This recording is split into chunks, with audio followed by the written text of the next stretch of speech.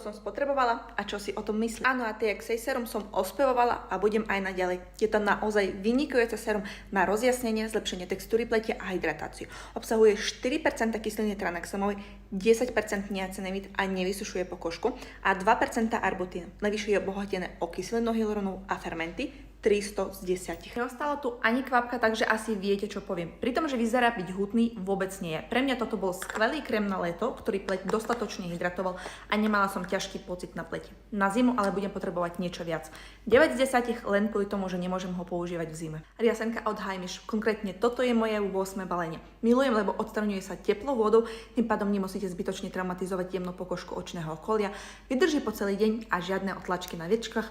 10 000 z 10. Áno, a Heartleaf SPF, jedno z mojich SPF, hydratačné, ľahké, bez povlakov a parfumácie, 100 z 10. Keď na všetky úrobky dostanete do správy, stačí len poslať tento smajlik do komentára.